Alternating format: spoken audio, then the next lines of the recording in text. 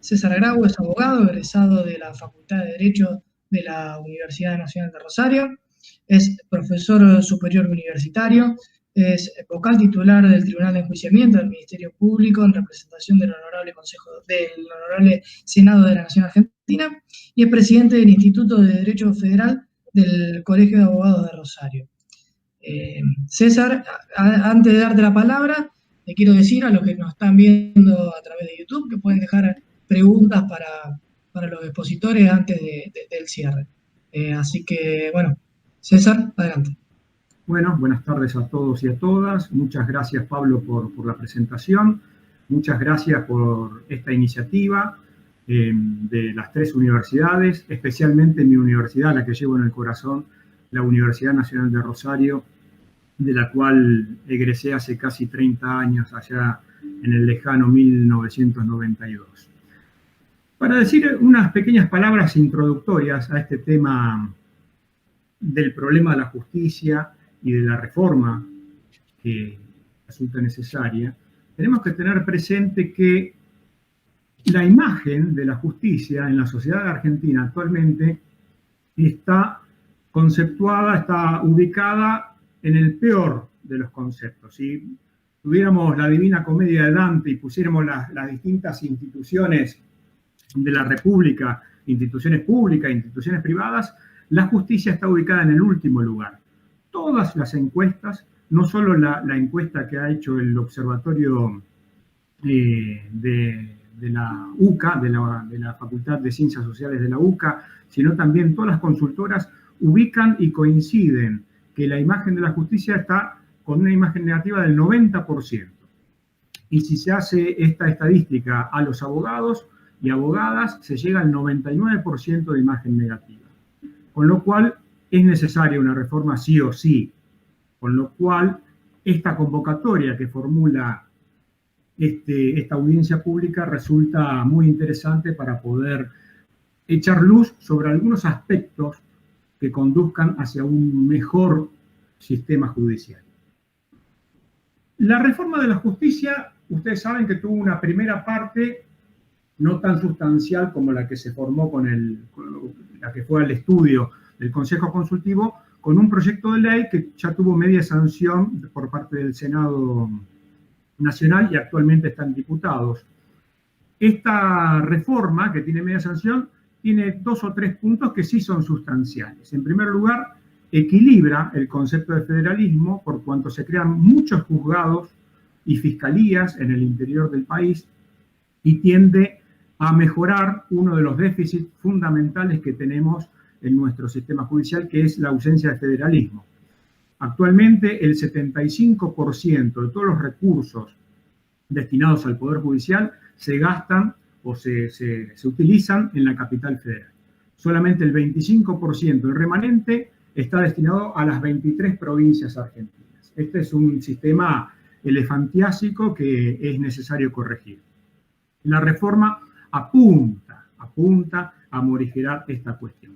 El otro punto que considero relevante del proyecto de ley que ya tuvo media sanción y que el dictamen de juristas hace mención en alguno de los apartados es que se avanza y se decide avanzar prontamente hacia un sistema penal acusatorio, es decir, con la pronta implementación del Código Procesal Penal Federal, que ya tiene vigencia, ya es un código aprobado, es una ley vigente, pero todavía no está implementado en todo el país, solamente tiene su vigencia en 2 provincias argentinas del norte, Salta y Jujuy, y bueno, y al paso que viene la cuestión, o que venía por lo menos hasta este año, podríamos estar esperando 10, 20, 30 años hasta que llegue desde el norte esta corriente nueva y moderna del sistema penal.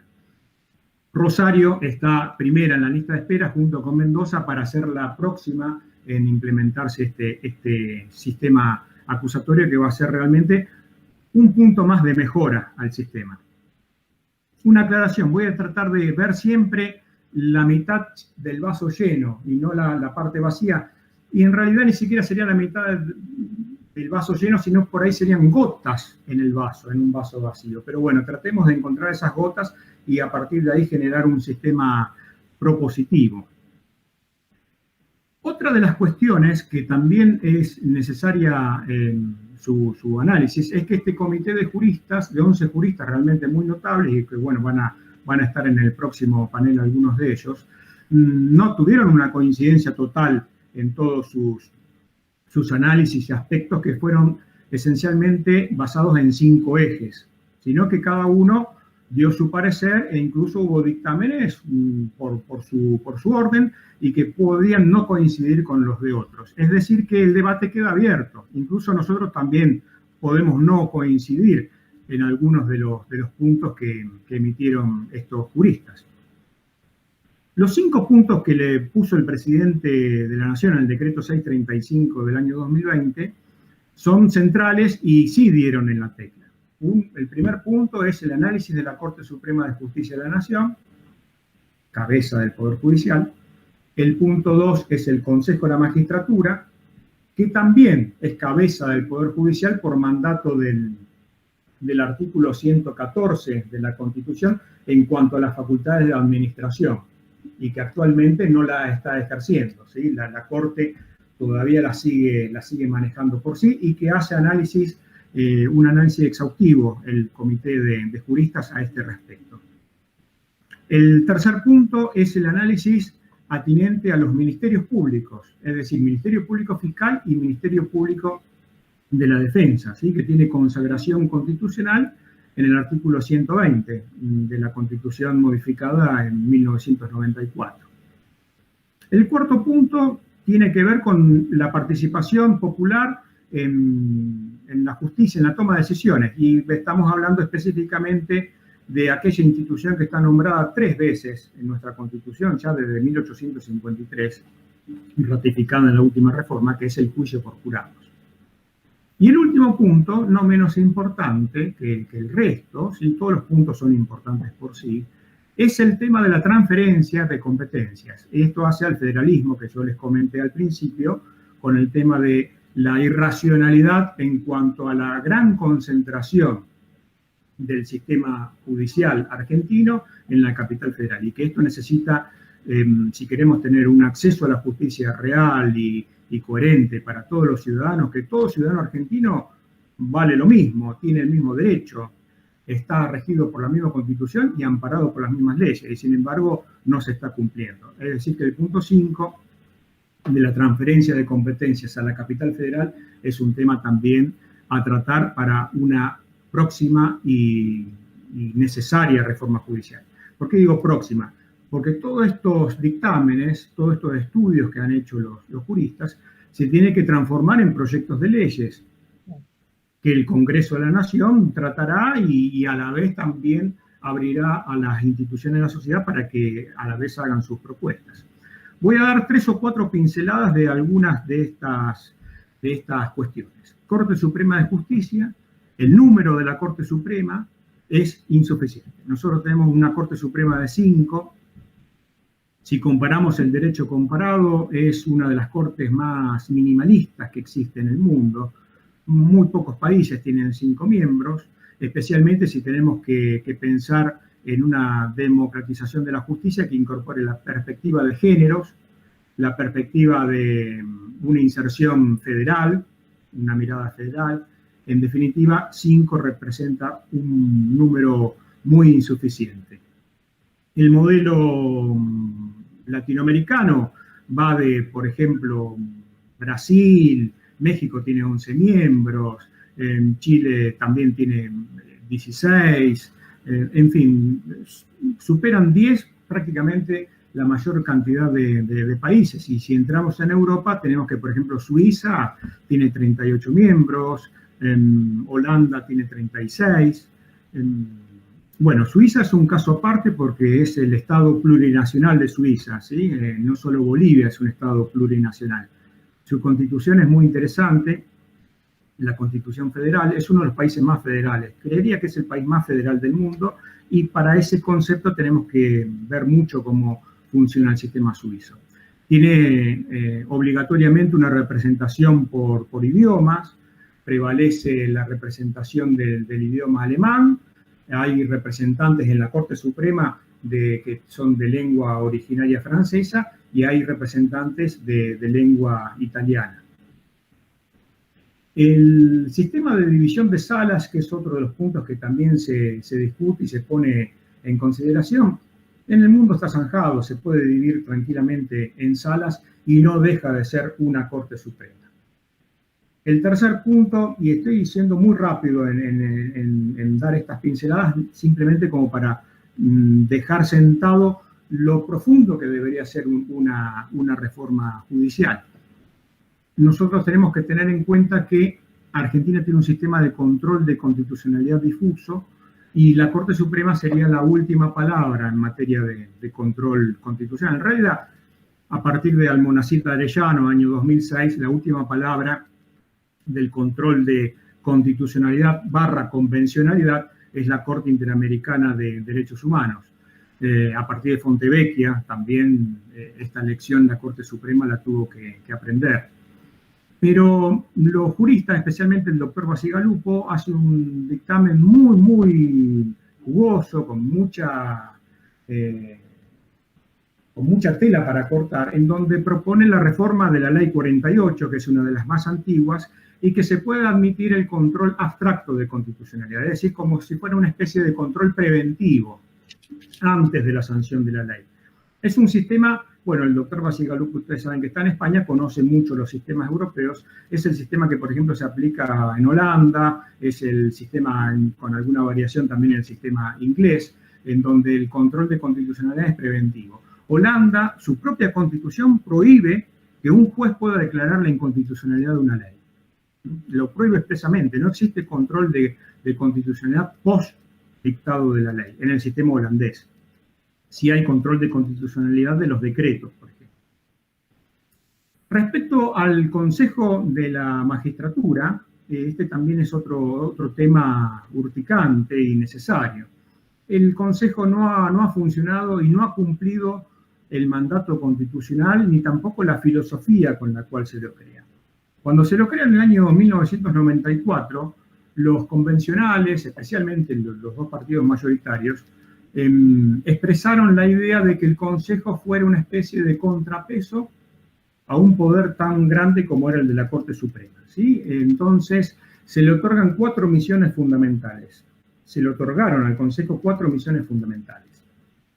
El más conocido, que es la selección de los magistrados mediante ternas vinculantes, que después voy a hacer alguna mención al respecto, el inicio de los procesos disciplinarios de los magistrados, el control de la administración, que el Consejo de la Magistratura no lo está ejerciendo como debiera, y el dictado de todos los reglamentos necesarios para la modernización de la justicia, que tampoco lo está haciendo y es la gran deuda del Consejo de la Magistratura y de lo que no se habla cuando hablamos de perspectivas de género, que algo se está haciendo, se está avanzando, eso hay que reconocerlo, pero hay otras reglamentaciones que también hay que modificar, y el acceso de los abogados y abogadas que no están dentro de la estructura del Poder Judicial, al cargo de magistrado, es prácticamente una barrera infranqueable.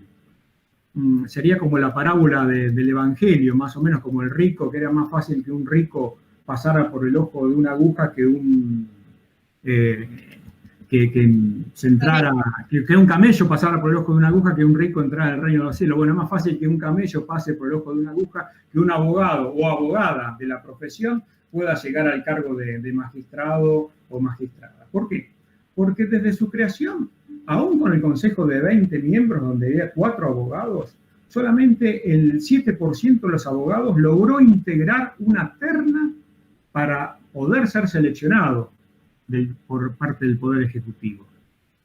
Esta estadística a lo largo de los años, especialmente con el nuevo Consejo a partir del año 2006, donde hay 2 abogados sobre 13, se redujo a partir del año 2016 al 2%. Solamente el 2% de los abogados de la matrícula que no tienen antecedentes en el Poder Judicial pueden acceder a la magistratura. Esto necesita urgentemente la toma de medidas de acción positivas para revertir esta discriminación, ¿sí? Así como también están las políticas de acción positiva en materia de género, en donde actualmente, a partir de este año, por lo menos una integrante de la terna tiene que ser del sexo femenino. Eso es un logro que se consiguió este año, y también hay que avanzar en otras políticas de integración para que el Poder Judicial pueda abrir sus puertas. Esto tiene un montón de consecuencias, por ejemplo, impuesto a las ganancias. El impuesto a las ganancias, la ley que dice que hay que pagar impuesto a las ganancias por parte de los magistrados judiciales, que desde el año 2017 decidieron que no se aplicara retroactivamente, con lo cual, si todos son por parte de la familia judicial, hice la cuenta, recién en el año 2057 esta ley va a tener plena vigencia, ¿sí? Porque alguien que está en el Poder Judicial y después hace la carrera, no va a pagar nunca impuesto a las ganancias hasta que tenga 75 años y tenga que retirarse, con lo cual es una ficción. Hasta el año pasado solamente pagaba impuesto a las ganancias un solo magistrado. No quiero decir el nombre porque lamentablemente falleció este año y era un magistrado que yo realmente admiraba y apreciaba mucho, y llegó desde la profesión. Pero un solo magistrado pagaba impuestos a las ganancias. Esta también es parte de la desigualdad a la que estamos sometidos. Respecto a las otras reformas, la innovación tecnológica se impone. Nosotros estamos atrasadísimos en este aspecto, ¿no? Pensemos, por ejemplo, que en Estonia ya se está implementando la inteligencia artificial para la resolución de pequeñas causas, pequeños conflictos. Nosotros todavía ni siquiera logramos tener un sistema, el DEC 100 deja mucho que desear, tener un sistema, bueno, y en las provincias de Argentina menos todavía. En mi provincia de Santa Fe es realmente mucho más atrasado el sistema. Esta es una deuda pendiente. La innovación tecnológica, el acceso a la justicia, la despapelización total de las cuestiones, que toda persona tenga rápidamente la posibilidad, que las 100 reglas de Brasilia se apliquen concretamente. Por último, respecto al mito de la independencia judicial, y ya para ir cerrando, tenemos que decir que el Poder Judicial es el poder que no va a elecciones, eso es clarísimo. Un poder de los tres del Estado no va a elecciones, el legislativo y el ejecutivo sí va a elecciones periódicamente. Esto no es así en el mundo tenemos ejemplos, bueno, Suiza, los cantones suizos, ¿sí? Los jueces federales en Suiza lo designa el Parlamento exclusivamente. En varios cantones, por ejemplo el cantón de Glarus y muchísimos más, son elecciones populares las de los jueces. En nuestro país vecino de Bolivia, las elecciones de los jueces son populares. En Estados Unidos ni hablar, en 40 de los 48 estados norteamericanos hay sistemas de elección popular, en algunos casos partidarias y en otros casos no partidarias. Pero también países en Asia, por ejemplo, citar el caso japonés, que sí es un caso para tener presente, y con esto ya voy redondeando el tercer punto, que es Ministerio Público. En Japón, por norma constitucional, su constitución del año 1946 establece que los jueces de la Corte Suprema son designados, bueno, por el Poder Ejecutivo, y en la próxima elección legislativa, es decir, supongamos el Ejecutivo nombra un juez de la Corte, cuando se da la próxima elección a los 2 años, el pueblo vota si ratifica o no a ese magistrado de la Corte Suprema en el cargo. Si el voto negativo se impone, cesa inmediatamente, ¿sí? Es lo que se llama un sistema popular por ratificación. Si consigue el aval popular para mantenerse en el cargo, que hizo bien las cosas, entonces queda por un periodo más prolongado. En Estados Unidos también es muy común, en 26 estados se aplica el sistema que originalmente fue en el estado de Missouri, por eso se llama Plan Missouri o Sistema Missouri, en donde se establece un sistema de participación popular acerca del desempeño de los magistrados, que es la última deuda pendiente. ¿Quién controla a nuestros custodios? ¿Sí? Los jueces son los custodios de la Constitución, pero ¿quién los controla a ellos? Se autocontrolan. Es otra de las ficciones, es la ficción de la autodepuración o del autocontrol. Los organismos de jurado de enjuiciamiento o los organismos de control, digamos, de la magistratura suelen ser en Latinoamérica, especialmente en Argentina, predominantemente de corte judicial e interno. Y este sistema cerrado es pernicioso. Por eso nosotros desde una perspectiva mucho más amplia, sostenemos que tiene que haber un sistema con cruzamientos por parte de los otros poderes y organizaciones de la sociedad civil. Sí, hay sistemas de consejo de la magistratura, por ejemplo, en la provincia de Chubut, donde hay representantes populares, hay sistemas donde las ONG tienen voz en el Consejo de la Magistratura, por ejemplo, en la provincia de Entre Ríos. Y por último, tener presente que esto tiene que continuar, no se tiene que aquietar, no hay que bajar los brazos, y felicitar a todos los organizadores de este evento para que puedan continuar y sigamos encontrando más gotas en el vaso de esta reforma judicial tan necesaria y que esperamos los argentinos y las argentinas. Muchas gracias por todo. Excelente, César, muchísimas gracias, la verdad, muy bueno.